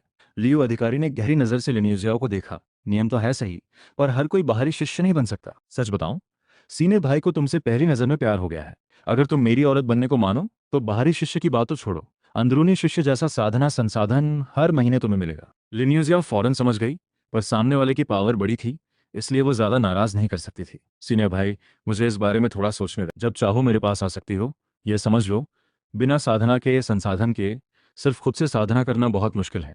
लेन्यूजियाओ ने मुश्किल से सिर हिलाया और पीठ फेर कर चली गई। बाहरी शिष्य न बन पाने से लेन्यूजियाओ बहुत निराश हो गई। मन में थोड़ी तकलीफ भी थी, पर यह बात किसी को बता भी नहीं सकती थी। उसने गहरी सांस ली, अपने मन को शांत किया और लियू अधिकारी की बात भूल गई। दूसरे दिन लिन्यूजियाओ बकेट लेकर किताबों के स्टोर में काम कर रही थी। हर शिष्य के आने पर वो एक नज़र देखती, फिर मन में हंसती, अगर वो आ भी जाए तो क्या फ़ायदा, क्या वो मेरी मदद करेगा। लिन्यूजियाओ को अचानक एक नया काम मिला। दूसरी पहाड़ी पर जाकर एक गुफा साफ करनी थी। जब वो वहां पहुंची तो देखा लियू अधिकारी मुस्कुराते हुए उसे देख रहा है। मिस लिन, बहुत दिन हो गए, उस बात के बारे में क्या सोचा? लियू अधिकारी को देखकर लिन्यूजियाओ का मन बैठ गया। सीनियर भाई, ये मेरी जिंदगी का बड़ा फैसला है, इसलिए थोड़ा और समय चाहिए। तुम पहले जाकर मेरी साधना गुफा साफ करो। लिन्यूजियाओ की गुफा में जाने के बाद लियू अधिकारी बुरी मुस्कान के साथ उसके पीछे चला गया। मिस लिन, अब और क्या सोचना, मेरी औरत बन जाओ, फिर साधना संसाधन की कोई कमी नहीं होगी। लिन्यू जियाओ को लियू अधिकारी की आदतें पता थी। उसने जल्दी से एक तरीका सोच लिया। सीनियर भाई, सच बताऊं, मैं आपकी बात नहीं मान सकती, क्योंकि मेरा पहले से एक पति है। मैं छिंगलियन तलवार संप्रदाय इसलिए आई हूं ताकि उन्हें ढूंढ सकूं। तुम्हारा पति कौन है? क्या वो छिंगलियन तलवार संप्रदाय का शिष्य है? उनका नाम यचेन है। वो छिंगलियन तलवार संप्रदाय का ही शिष्य है। लियू अधिकारी को यह नाम बिल्कुल अनजाना लगा, पर सुरक्षा के लिए उसने पहले पता लगाना ठीक समझा। अगर वो सच में संप्रदाय का शिष्य है और टैलेंटेड भी है तो उसे पीछे हटना होगा। आजकल छिनियम तलवार संप्रदाय और ब्लड ईविल सेक्ट में बड़ी लड़ाई चल रही है। हो सकता है ये चेन बाहर मारा गया हो। ऐसा हुआ तो ये सुंदरी लिन्यूजियाओ उसके हाथों से नहीं बच पाएगी। इसी दौरान मैं संप्रदाय लौटा। फाउंडेशन लेवल की साधना ने तुरंत संप्रदाय के बड़े लोगों का ध्यान खींचा। एक एल्डर ने मुझसे पूछा, क्या मैं सच्चा शिष्य बनना चाहूंगा? मैंने अभी मिला अंदरूनी संसाधन संभाल कर सिर हिलाया। तो ठीक है, वो एल्डर आपको जहमत देता हूँ। वो एल्डर हल्के से मुस्कुराए। वो मुझे संप्रदाय की परीक्षा में लेकर जाने वाले थे। अगर मैं परीक्षा पास कर लूं तो छिंगलियन तलवार संप्रदाय के कुछ ही सच्चे शिष्यों में से एक बन जाऊंगा। ये खबर जल्दी ही छिंगलियन तलवार संप्रदाय में फैल गई और थोड़े ही समय में यचेन का नाम पूरे संप्रदाय में मशहूर हो गया। अगर वो परीक्षा पास कर ले तो वो बनेगा छिंगलियन तलवार संप्रदाय का 5वां सच्चा शिष्य। लियो अधिकारी ने यह खबर सुनी तो उसे यकीन नहीं हुआ। अगर यचेन इतना टैलेंटेड है तो लिन्यूजियाओ को उसे ढूंढना मुश्किल नहीं होना चाहिए। असल में यचेन अंदरूनी शिष्य बनने के बाद से बाहर ही साधना कर रहा था और अभी संप्रदाय लौटा था। लियू अधिकारी ने डर से अपना सीना थपथपाया। अच्छा हुआ बच गया। जब वो अपनी गुफा लौटा तो लिन्यूजियाओ उसकी गुफा साफ कर चुकी थी। उसने एक जेट बोतल निकाली। मिस लिन, बहुत मेहनत की तुमने। इसमें 20 आत्मा इकट्ठा करने वाली गोलियां हैं, मैंने अपने लिए रखी थी। अब ये तुम्हारी मेहनत का इनाम समझो। लियू के बदले हुए रवैये को देखकर लिन्यूजियाओ को वजह तो नहीं पता थी, पर अपनी समझ से वो जल्दी समझ गई कि इसका यचेन से कुछ खास संबंध है। हाँ मिस लिन, ये है आपका बाहरी शिष्य का पहचान टोकन। अब से आप छिंगलियन तलवार संप्रदाय की रेगुलर शिष्य हो। इसे लेकर संप्रदाय के संसाधन केंद्र से साधना संसाधन ले सकती हो। सीनियर भाई, लिन छोटी बहन, मेरे मन में भी थोड़ी गलत सोच आ गई थी। अच्छा हुआ मैं समय रहते समझ गया, बड़ी गलती होने से बच गई। उम्मीद है छोटी बहन इस बात को लेकर मुझसे नाराज नहीं होंगी। लिन्यूजियो चाहती तो थोड़ा गुस्सा दिखा सकती थी, पर सामने वाला कुछ बुरा कर सकता है ये सोचकर वो सिर्फ मुस्कुराई। सीनियर भाई, मैं आपसे नाराज नहीं हूँ। फिर लिन्यूजिया अपने पति यचेन को ढूंढने का बहाना बनाकर लियो अधिकारी के पहाड़ से निकल गई। मैं वू एल्डर के साथ फ्लाइंग सोर्ड पहाड़ पर पहुंचा। वो एल्डर ने मुझे सच्चे शिष्य की परीक्षा के बारे में बताया। पहला चरण है आसमानी तलवार चक्र, संप्रदाय की रक्षा वाले बड़े चक्र का हल्का रूप। दूसरा चरण है एक पुतले से लड़ाई, सामने वाला फाउंडेशन लेवल का तलवार मास्टर पुतला होगा। तीसरा चरण है एक राक्षस को मारना। तीनों चरण पार करने पर ही सच्चा शिष्य बनेंगे। जैसे ही मैं तलवार चक्र में कदम रखा, देखने वाले शिष्यों में बातें होने लगीं। देखो, यही है यचेन जो अभी फाउंडेशन लेवल बना है। कितना छोटा है, शायद 20 साल का भी नहीं। उसने मेरा फायदा उठाया और अब जवाबदारी से बच रहा है, पर फिर भी मैं उसे देखे बिना नहीं रह सकती। ये कैसे हो सकता है? सच में यही है। ये तो आम साधक के रूप में संप्रदाय में आया था, सिर्फ क्वी की शुरुआत वाला। अब कुछ ही महीनों में फाउंडेशन लेवल पार कर लिया। इतनी तेजी से तो मेरा भाई भी नहीं पहुंचा। वो तलवार चक्र की तरफ देखता रहा, फिर थोड़ी देर बाद मुड़कर तेजी से चला गया। अब जब वो फाउंडेशन लेवल बन गया है और मेरा भाई संप्रदाय में नहीं है, तो जल्दी से भाई को ढूंढना होगा। मैं उड़ती तलवारों के बीच से इस तरह निकला जैसे मछली पानी में तैरती है। हर तलवार बस छूकर निकल गई, कोई वार नहीं लगा। वाह, इस बच्चे में टैलेंट है, ये मेरे शिष्य बनने के लायक है। इतने कम समय में न सिर्फ फाउंडेशन लेवल पार किया, बल्कि तलवार चलाने की कला भी कमाल की हो गई। इसकी काबिलियत और सही ट्रेनिंग मिले तो ये भविष्य में संप्रदाय की बड़ी ताकत बनेगा। सीनियर भाई, इसके टैलेंट को देखते हुए आपकी ट्रेनिंग इसके लायक नहीं, बेहतर होगा ये चेन मेरा शिष्य बने। मेरी ट्रेनिंग ज्यादा सही रहेगी। तीसरे एल्डर की आंखों में चमक आई। दोनों सीनियर भाई, मुझे लगता है यचेन की स्टाइल देखते हुए उसे जूनियर भाई के नाम करना सही रहेगा। संप्रदाय में सालों से कोई अच्छा टैलेंट नहीं आया, अब जब इतना खास शिष्य मिला है तो हर कोई उसे अपना शिष्य बनाना चाहता है। सोचा नहीं था पहला चरण तुम्हारे लिए इतना आसान होगा। बताओ, तलवार चलाने की कला किस स्तर तक सीखी है? शिष्य ने 9वें स्तर तक सीखा है। सिर्फ 9वां स्तर? मैं तो सोच रहा था तुमने इसे पूरी तरह सीख लिया होगा। अब आता है पुतले से तलवार लड़ाई। ये असली लड़ाई की काबिलियत परखेगा। पुतले को पूरी तरह दबाने के लिए फैनलिंग 3 तलवार समझना जरूरी है, तभी इसे पार करने का मौका मिलेगा। मैं मैदान में उतरा, फैनलिंग 3 तलवार एक के बाद एक चलाई। पुतला पूरी तरह दब गया और थोड़ी देर में ही दूसरा चरण पार हो गया। तीसरे चरण में तीसरे स्तर के राक्षस से लड़ना था। जैसे ही मैंने घेरे में कदम रखा, चांदी जैसा भेड़िया राक्षस सीधा मुझ पर झपटा। मैंने सांस रोककर ध्यान लगाया, हाथ उठाकर एक वार किया। तेज तलवार ऊर्जा निकली। भेड़िया राक्षस ने खतरा महसूस करते हुए उसकी शक्ति घेरे में बढ़ने लगी। ये तो लेवल बढ़ रहा है। यहाँ चिंगेन तलवार संप्रदाय का इलाका है, पर एल्डरों के आने से पहले मेरे पास इस फाउंडेशन लेवल राक्षस को मारने का पूरा समय है। बड़े एल्डर अचानक खड़े हो गए। चेहरा बदल गया। भेड़िया राक्षस लेवल बढ़ा रहा है। यचेन खतरे में है। राक्षस का लेवल बढ़ने से उसकी ताकत कई गुना बढ़ जाती है। बात पूरी होने से पहले ही ली छिंगछू उड़कर निकल गई। जब भेड़िया राक्षस मेरे गले की तरफ झपटा, मेरे चारों तरफ एक साथ ढेरों तलवार ऊर्जा की रोशनी चमकी। फिर वो एक तलवार बनकर राक्षस की तरफ बढ़ी। राक्षस दर्द से चिल्लाया। फिर अचानक आवाज रुक गई। उसका विशाल शरीर जमीन पर गिर पड़ा। आसमान से एक तेज तलवार आई और मर चुके राक्षस के शरीर में जा घुसी। घेरे के अंदर हुई इस घटना को देखकर सारे शिष्य हैरान रह गए। थोड़ी खामोशी के बाद बातें फिर शुरू हो गईं। वो जो चांद काटने वाला वार था, वो यचेन ने किया था। उसने चौथे स्तर के भेड़िया राक्षस को मार डाला। नहीं नहीं, वो तो संप्रदाय प्रमुख ने बचाया। देखो, संप्रदाय प्रमुख आ गए। वो इतना ताकतवर है, अब समझ आया पहले क्यों। वो एल्डर तेजी से आगे आए, लिछिंछू के सामने झुककर सलाम किया। यचन, क्या तुम मुझे अपना गुरु मानना चाहोगे?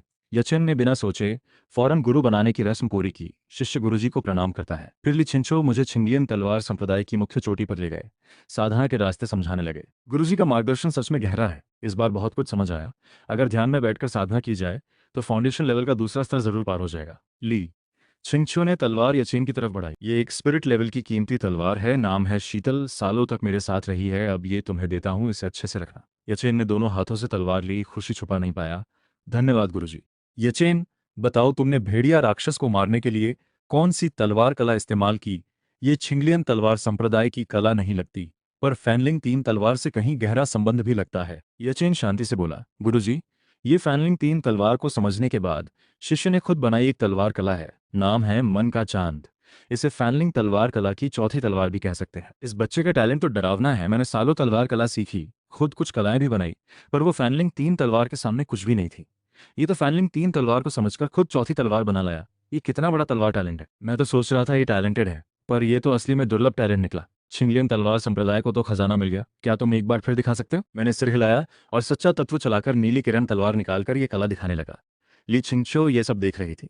उसके चेहरे पर हैरानी और गहरी हो गई। वाह, ये तलवार चाल तो फैनलिंग 3 तलवार से भी कहीं ज्यादा ताकतवर है। यचेन, तुमने जो ये नई तलवार कला बनाई है, ये फैनलिंग 3 तलवार के साथ बिल्कुल मिल जाती है। अगर इसे फैनलिंग 3 तलवार में जोड़ दिया जाए और ये फैनलिंग 4 तलवार बन जाए तो संप्रदाय के मुख्य शिष्यों को सिखाने से संप्रदाय की ताकत बहुत बढ़ जाएगी। बस ये जानना है, क्या तुम ये कला संप्रदाय को सौंपना चाहोगे?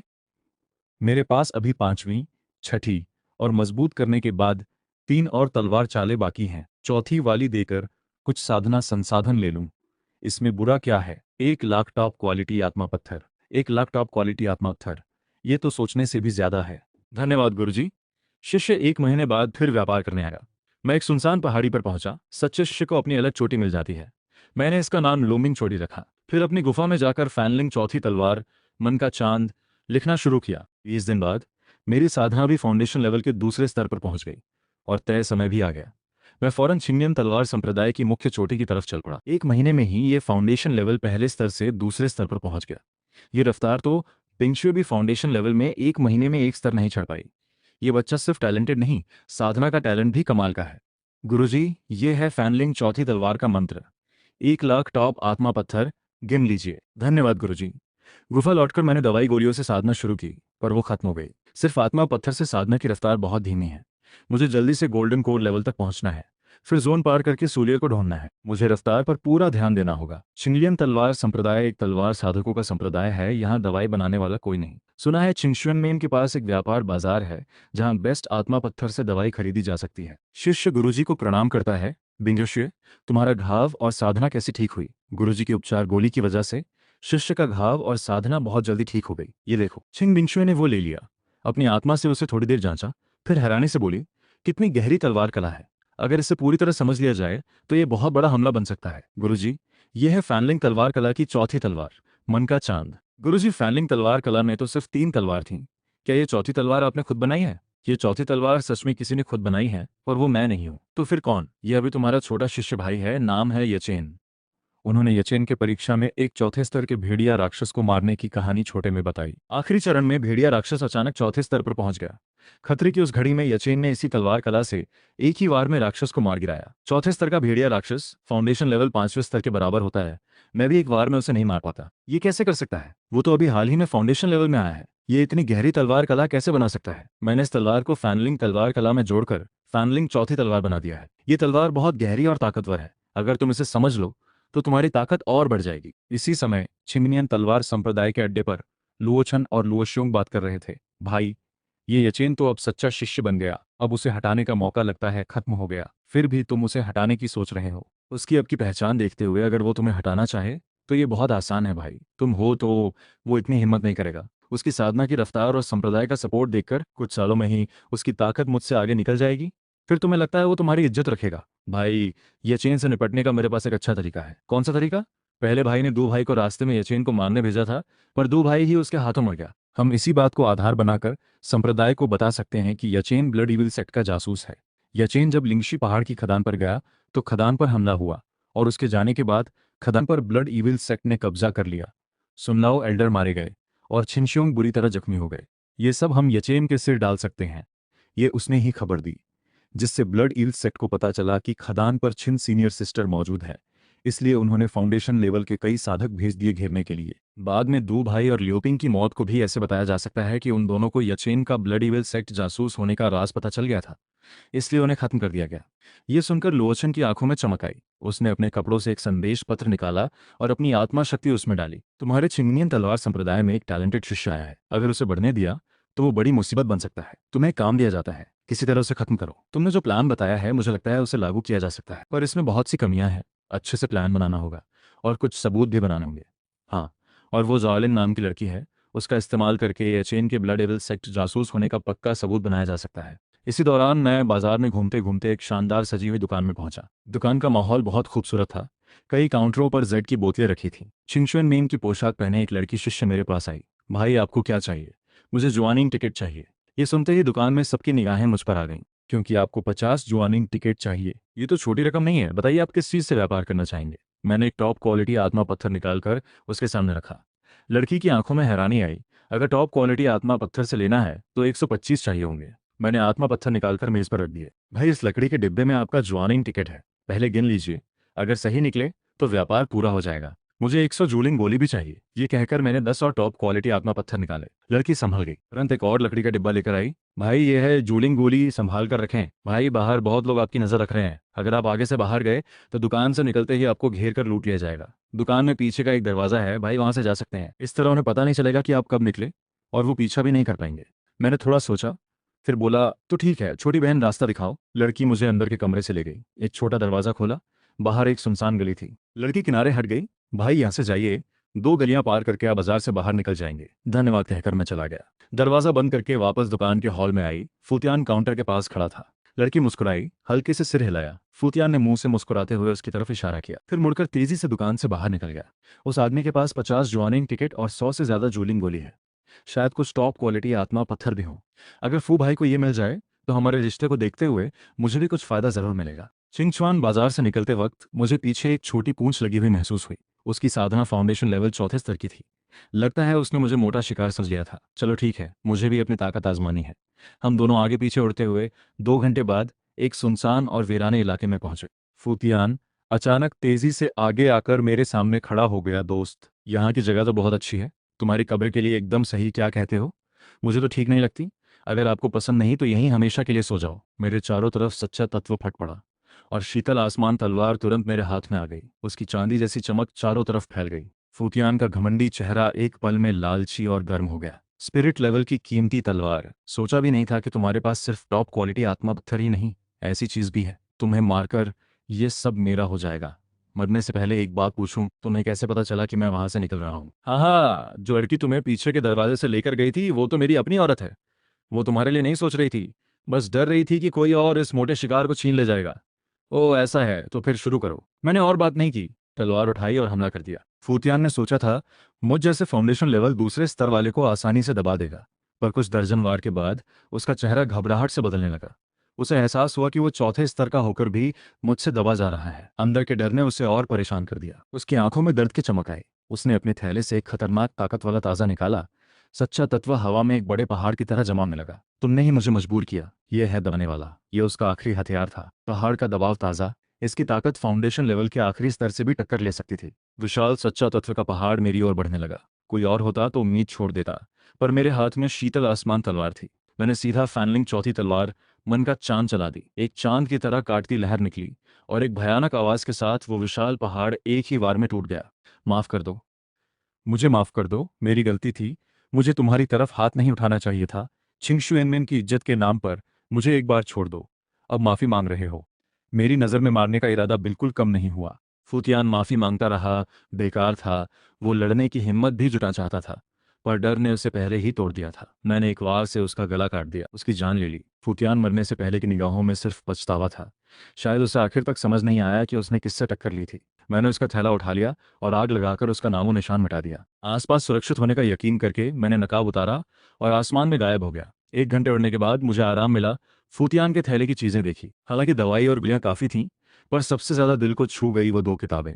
जब मैंने छिंगशुएन मंत्र खोला तो सिस्टम की आवाज सुनकर मैं वहीं ठहर गया। चीज छिंगशुएन मंत्र मजबूत कर सकते हैं एक बार, समय 3 घंटे। नतीजा निकला छिंगशुएन सूत्र। क्या मतलब मैंने पहले जो कला छीनी थी वो छिंगशुएन से ही थी, पर यचेन तो पहले ही मर चुका।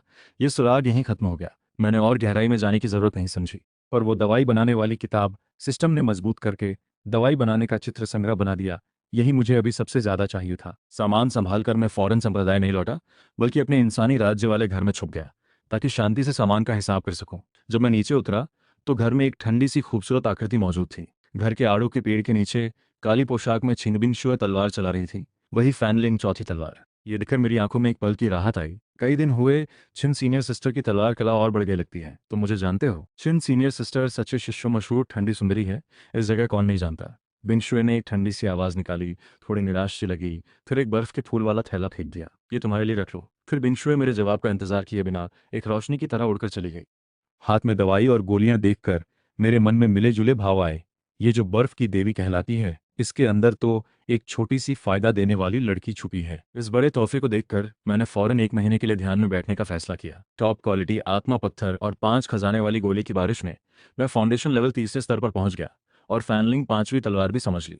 मैं दवाई बनाने की कला सीखने संप्रदाय लौटने की सोच रहा था, तभी छिंगलियन तलवार संप्रदाय के तीसरे एल्डर के कमरे में लुओचन अपने खून से लथपथ भाई लुओशुंग को लेकर अंदर आया। साथ में एक पागल सा दिखता ब्लड इविल सेक्ट का कैदी भी था। तुम्हारा मतलब है हमारे सच्चे शिष्यों में ब्लड इविल सेक्ट का जासूस है गुरुजी? इसका मुंह बहुत सख्त है। शिष्य ने हर तरह की सख्ती की, पर इसका मुंह नहीं खुला। हाँ हाँ, मार दो मुझे, तुम लोग कभी उसे पकड़ नहीं पाओगे। तुम्हारी मर्जी नहीं चलेगी। अगर नहीं बताओगे तो मैं खुद आत्मा खोजने की कला से तुम्हारी याददाश्त में जाकर देख लूंगा। उस समय छिंगलियन तलवार संप्रदाय को नहीं पता था कि यचेन के खिलाफ एक साजिश पहले से ही फैल चुकी थी। वो ब्लड इविल सेक्ट का शिष्य असल में सिर्फ एक बलि का बकरा था। उसकी याददाश्त की गहराई में ब्लड इविल सेक्ट के मालिक बाइवुया ने झूठी याददाश्त डाल दी थी। उस याददाश्त में यचेन बाइवुया का सीधा शिष्य बन चुका था, और वो मन का चांद वाली तलवार चाल भी ब्लड इविल सेक्ट की गुप्त कला बना दी गई थी। बस तीसरे एल्डर ने आत्मा खोजने की कला इस्तेमाल की तो यचेन का बचना नामुमकिन हो जाएगा। तो ये वो था। अब समझ आया। मैं सोच रहा था ये बच्चा इतनी गहरी तलवार कला कैसे बना सकता है, तो पीछे बायोरिया जैसा बूढ़ा शैतान खड़ा है। गुरुजी, ये चेन इस इंसान की जड़ें बहुत गहरी हैं। अगर शिष्य ने इसे ना पकड़ा होता तो नतीजा बहुत बुरा होता। चलो मेरे साथ मुख्य चोटी के हॉल में चलो। इस जासूस को सबके सामने बेनकाब करना होगा। तीसरे एल्डर पागल कैदी को लेकर सीधे मुख्य चोटी पहुंचे। यहाँ तक कि घंटी बजाकर संप्रदाय प्रमुख ली छिनछियो और बाकी सभी बड़े लोगों को इकट्ठा कर लिया। छिंगमिंग शुए भी लोगों के बीच मौजूद थी। हल्की भौहें सिकोड़कर इस तमाशे को देख रही थी। तीसरे एल्डर ने एक एक करके यचेन की हर शक भरी बात बताई, लिंगशी पहाड़ पर हुए हमले से अचानक गायब होने तक, फिर 3 महीने में फाउंडेशन लेवल पार करने और कमाल की कला सीखने तक। ये सब झूठे सबूतों के सामने यचेन के खिलाफ तीखे हथियार बन गए। तीसरे एल्डर, यचेन मेरा सच्चा शिष्य है। सच्चे शिष्य पर बेबुनियाद आरोप लगाना बड़ा अपराध है। तुम्हारे पास क्या ठोस सबूत है? संप्रदाय प्रमुख, इस ब्लड इविल सेक्ट शिष्य की याददाश्त ही पक्का सबूत है। बाइवुया ने खुद उसे तलवार कला सिखाई, फाउंडेशन लेवल तक पहुंचाने में मदद की। सब इसलिए कि वो हमारे संप्रदाय के मुख्य हिस्से में घुस सके। भाई अगर भरोसा नहीं है तो खुद आत्मा खोजने की कला से देख सकते हैं। हेलो गाइस, आप लोग कैसे हो? तो इस वीडियो को आप लोगों को कैसा लगा प्लीज़ कमेंट सेक्शन में बता देना। और इस वीडियो का लाइक टारगेट है 20 लाइक। अगर खत्म हो गया है और इस वीडियो का पार्ट नहीं आया। गुड बाय और आप लोग Baby, you're